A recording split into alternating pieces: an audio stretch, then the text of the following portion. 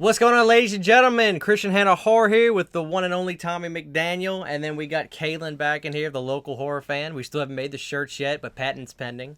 It's a special day. We're here to talk about a film that it's interesting that Leprechaun seems to be gaining more and more traction, and in my opinion, it seems like more people are getting their eyes on it, and So tomorrow's March 1st. Today's March 1st when this video goes up. So Leprechaun, we're just going to kind of discuss it. We don't need to go over the plot. It's the name of the movie basically explains everything, right? Yeah, right. Kane, let's start with you. Do you remember the first time you saw Leprechaun? I do. It was definitely in my childhood. It was one of those Blockbuster video rentals. I don't remember much more than just seeing it on the shelf, thinking Leprechaun.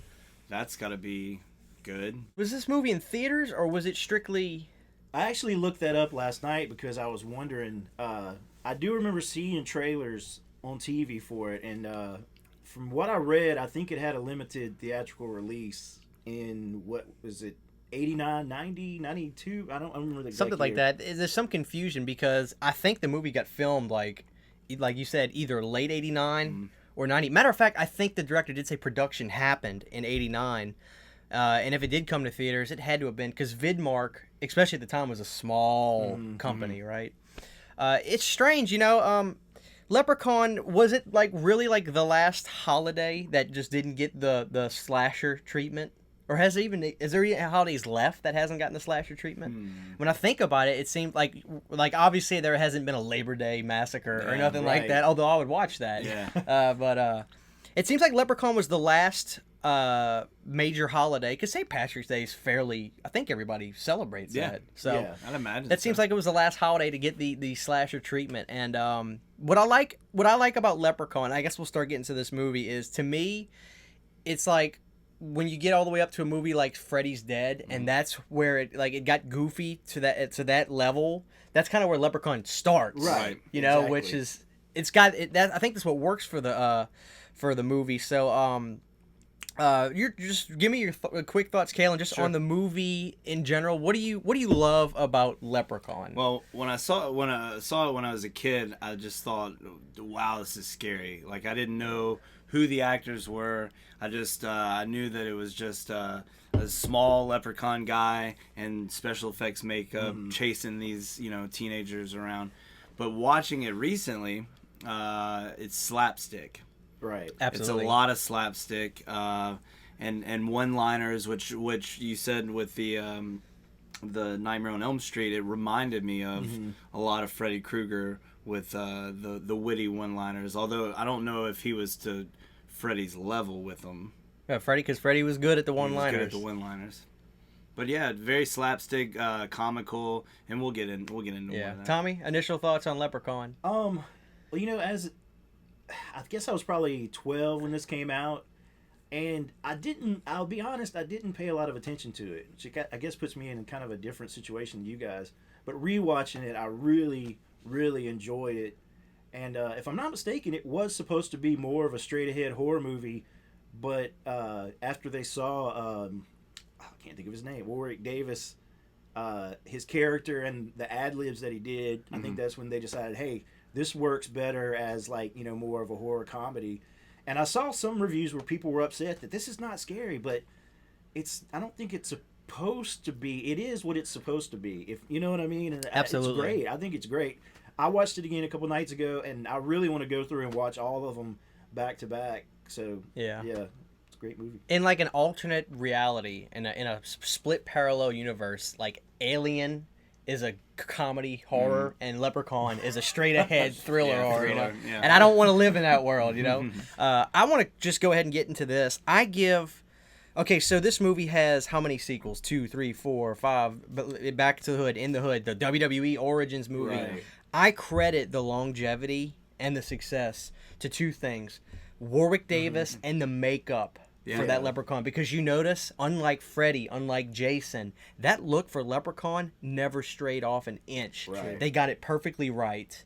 And Warwick Davis brought, could you imagine just if they just got and I don't, a little person, I don't want to say midget because that's disrespectful, Right. but if they got any other little person to do that and did not have the tenacity that Warwick did, because clearly he was born to be Leprechaun. And what I love about Warwick is how proud he is of his horror roots with Leprechaun. Obviously, he was in Star Wars, but he loves Leprechaun. He loves doing the voice people. His performance, literally, it transcends that movie. Anybody else that would have done that, I dare say, wouldn't have gotten half as close to what he did. Yeah, you know, when you talk about iconic horror characters or people that play these characters, you talk about Freddy, and it's Robert Englund. You know, Jason and Michael Myers not as much because, you know, it's a mask. But Leprechaun may be one of the only other ones where it's just not the same if it's not that guy playing it. You know, the character and the name are one and the same. Well, let me just say this: as a kid watching the movie, had I made the correlation that the actor who is playing the Leprechaun in this what I saw as horrific makeup was the same guy who played Wicket in Star Wars, and even more my beloved Willow. Right, yeah. But he did such a great job in this movie. So getting back on track with the obviously we're talking about the first Leprechaun. Setting. Obviously, as these movies go on and on, like we get to Leprechaun 3, Leprechaun's in Vegas. You got all these you know, backup actors in the background. You got all this stuff going. What I really like about the first one, it's literally, you could fit the entire cast in this room. Right. And there's something about the charm of, obviously it's a budget thing, number one, while you have, well, not always, but, you know, it's such a small crew. And what I like about that is it's so much easier for me to get behind each character when I don't have to get introduced to this person. I'll get introduced to this person. And obviously we got to bring up, you know, the lovely and beautiful Jennifer Aniston coming in this movie. Which I was wondering if you knew how she feels, because, you know, like Renee Zellweger and Matthew McConaughey, they totally disown the Texas Chainsaw Massacre they were in. So do you know how she feels about this? Does she kind of pretend like she was never in it, or do you know? I can't find a quote anywhere. You know, it's usually not a good thing. I've seen Paul Rudd. To get off to talk about Halloween 6.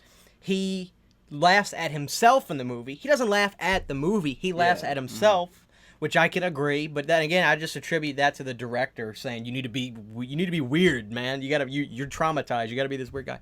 But you know, to Jennifer, I just thought she was lovely in the movie, and it was so easy to get behind her. Right? Every actor did a really good job, because, you know, we all love, you know, the straight to video 90s movies. And sometimes the actors, you know, aren't the greatest, but you still love the movies. But I think all of the actors, I don't remember there being a time when I was watching it being like, you know, that was kind of cheesy, or, you know, for a horror movie like this, I thought they really all did a really good job. Absolutely. I have one gripe, and this is like a weird gripe. I have a problem with a certain bit of dialogue in this, and it's just weird to me, and it doesn't make sense. Okay, so the young boy and Ozzy, they're obviously the two, they're the what do you call them? They're like kind of like the Scooby and Shaggy, comic relief, if you will. movie. There's a part in the movie where the young boy tells Ozzy, when they find the gold coins, we can get an operation to fix your brain. Right. Okay, when he says that, that's not my issue.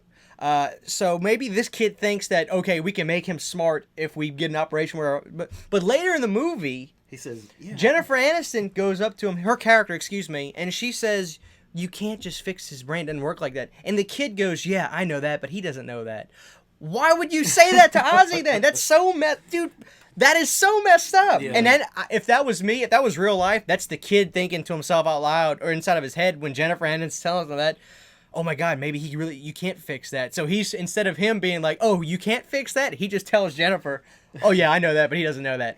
That's my only thing. Yeah. It's like, how did that, like, who wrote that on paper? Like, was it in the screenplay? Like, I gotta know that. That irks me so much. Well, I'll say by the end of the movie, I think Ozzy may be the smartest one. Because, you know, he's the first one to see the Leprechaun. He comes out and tells them to go and look. And, of course, you know, I can understand they don't believe it. They go outside and a magic rainbow appears. And they're like, no, that has nothing to do. And then next thing you know, they're finding a bag of gold at the end of the rainbow. But it has nothing to do with the Leprechaun Right. at all. You know, it's like, come on, man. When we were watching this last night, Caitlin, come in on this with me. The scene where the Leprechaun's under the truck. Oh, Jennifer. yes. Jennifer's taken literally an hour to grab a paint can that's within her reach. I mean, it's right there. All she has to do is grab a paint can and get it out. And the leprechaun is under there messing with her leg. And then she doesn't look down. Like, if you feel something caressing your leg, first off, okay, you just met, you're Jennifer Aniston. You just met a guy. Yeah. And this guy is on the ground touching your leg. Yeah. And you just met him outside while you're painting. Does that not throw a red flag that I thought something? the same thing. I was like, And she's just like, oh, stop. yeah. Look down, woman! With your games. And then you see she has claw marks that look like it came from a mountain lion, but it's just a cat. Yeah. It's just a little cat. Okay, so then Leprechaun hightails it into the tree, gets in the hole, which looks like a toilet hole. And then the guy says, oh, his dad's like, oh, that was a cat. You hear the cat? So Leprechaun's meowing in the tree, Right. which credit, Leprechaun is he knows how to lure you Yeah. in.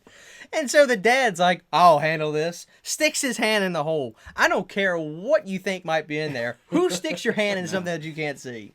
Indiana Jones. I also wonder how much of that they knew what they were doing with that. They knew it was a little ridiculous, but it was almost on purpose for, you know what I mean? Maybe I'm wrong. Maybe I'm giving it more credit than it deserves. But that's what I wonder, because you think about something like let's say they said we're gonna make a horror comedy. We're gonna make a comedic horror movie. It's almost like if you intentionally try to do that, it won't come out funny because it's forced comedy. Yeah. Like part of me says to myself, like, that was played straight.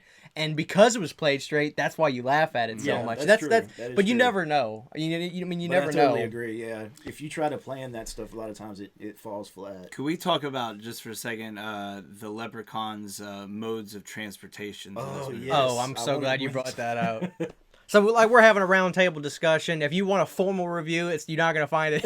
You're not gonna find it here. So, what's your favorite out of all of them? I don't know. Probably the go-kart. Oh, when man. when he comes Knocks out of the the truck barn over? and he knocks the truck over Yeah. like Oh, it's made out of man. styrofoam. That was a good one. My favorite scene has to be when the cop. I mean, let's talk about stereotypes. I can see it in the script right now. Cop on Route 6 late at night eating his donut in his car. Leprechaun comes by like in a bumper cart where he can't even keep the thing Yeah. straight. So he immediately flags him down. And what was so funny is, remember, he asked him license, and like, you're a cop. You immediately get out. If I see this thing in this go-kart, I get back in my car.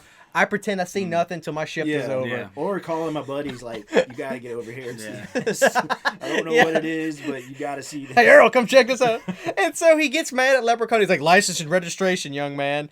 Who are you dressed up as? And there's one point where Leprechaun hisses at him. Like, he goes, Yeah. I was like, what is going on? He has the ability to throw his voice and make it sound like anything, but Oh, man. he chooses to hiss He at him. just hiss at Yeah. him.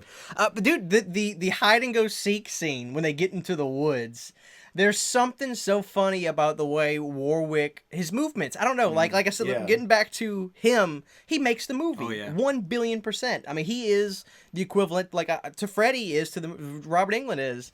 Obviously a lot of this is cinematography with the way they show it, where he's magically appearing in front of the trees. But there was one point to where, you got this clear shot. The cop is right in frame, right in the very front. The camera's focused on him. You see Lep pop out from behind a tree, and then it almost seems like he's supposed to take off behind the tree and then disappear again. But I think they held on the shot too long, because the cop's head, like I said, is right in front of the screen, and his head kind of moves away, and you can see Lep in the very far back, his little feet taking off. It's the funniest stuff. But his death, was pretty, straightforward. Lep gets on his shoulders, cracks his head. But the build up to that's the money. Yeah. It's not the kill in that scene. But you get other kills like the pogo stick, Yeah. Oh, one of the best. Great. which is just crazy stuff. That was a good scene. There's another thing I want to bring up. One thing you got to give credit to Lep for is how many times he takes a bullet in this movie. yeah. Yeah. The I- shotgun blast. Get back up. Like, how many shots did he take in this movie? Yeah, there's Several. a ton. Just crazy And, stuff. and in one scene, before the guns get involved, they actually are wrestling each other, in the yard. Oh yeah. And a kind of a awkward fight scene. Oh, with Yeah, the very guy with awkward. the big guy. The buff Kevin Bacon The- doppelganger. The three guys with paint, was that the name of Yeah, the? you guys who So paint. the Three guys guy, who paint. we'll call him the guy. Yeah. Like it He's was in the a bear trap. it was like Yeah. it was awkward. Cinematography is straight up just cameras sitting right here. Yeah. Okay, guys, tussle a That's little bit. exactly. You could tell they no direction. Just okay. You guys pretend like you're fighting. Yeah. Go for it. There is one shot in that sequence when they're kind of fighting. He gets the bear claw on his foot. Lep is going. He's run up to him and trying to hit him, and then the guy is trying to hit him back. I swear to God, there is a double in this scene where Lep jumps over him. This guy was at least another 6 or 7 inches taller than Lep. Maybe Warwick couldn't jump. I'm telling you, go back to that scene and find the spot where Leprechaun jumps over him and goes behind him. That is not Warwick Davis, because this dude leaped over him, and I could tell Warwick couldn't. That was a double, and Yeah. they had a guy dressed up as Leprechaun in that movie. I wouldn't be Watch the surprised. credits, see if there was a double for Warwick 'Cause Davis. I'm sure there's probably stuff that he's not capable of doing. Yeah. You know, just because of his body. Or and maybe stuff. they got a little mini tramp and had him kind of jump. maybe Something like that. Oh, we got to bring this up. I don't know how we didn't yet.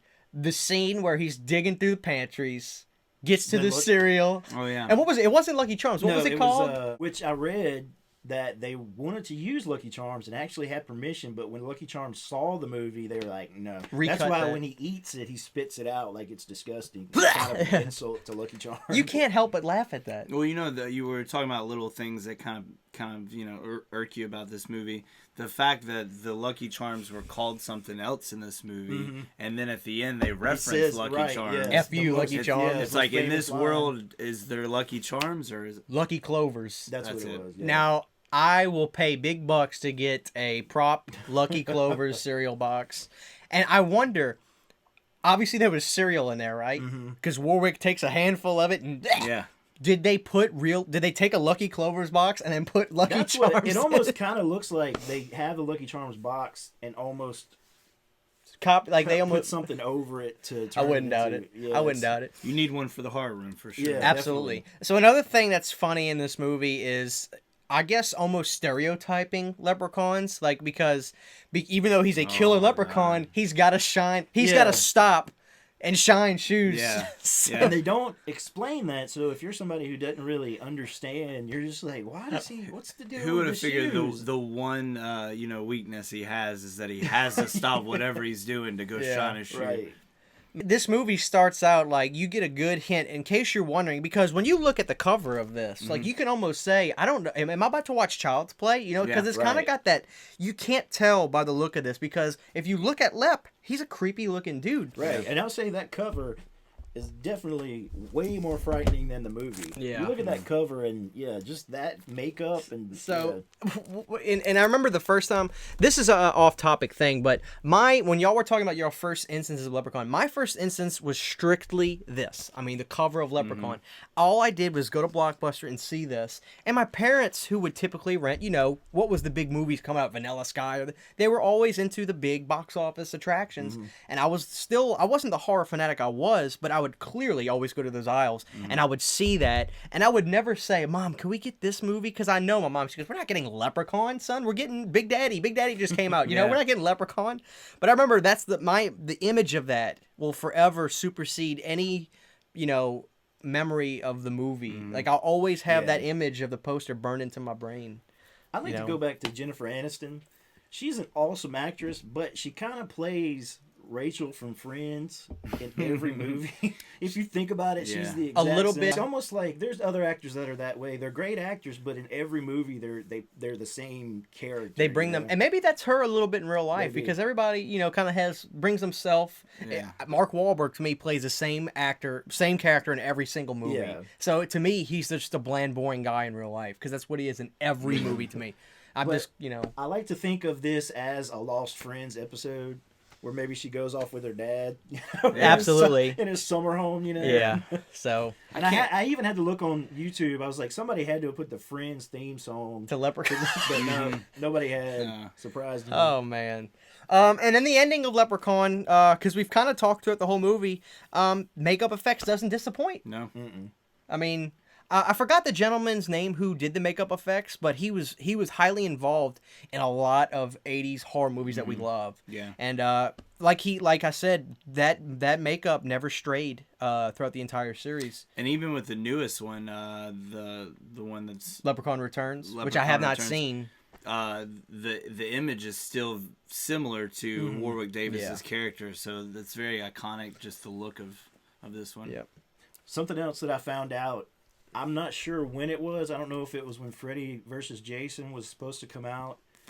They were going to do a Leprechaun versus Candyman, but Tony Todd said like, no. Yeah. He thought, which I agree, Candyman was too important to him to kind of make it a joke. You know, he kind of felt like, which I can totally understand that, but that would have been a cool movie. All right, real talk. Okay, imagine this. You know, Candyman walks up in his coat. I just try to imagine, how would this movie play out? How do you pen this on paper? Like, what does Candyman... Like, Leprechaun will just talk smack to anybody. Yeah. You know, Leprechaun, like, oh, I'm gonna get you. But, like, what can Candyman possibly say to Leprechaun? like, seriously. Yeah. Like, I don't see that as a very interesting matchup. okay, real talk, though. Real talk. Because I see, you know, all the time, Leprechaun versus Chucky. Leprechaun versus Chucky. Mm-hmm.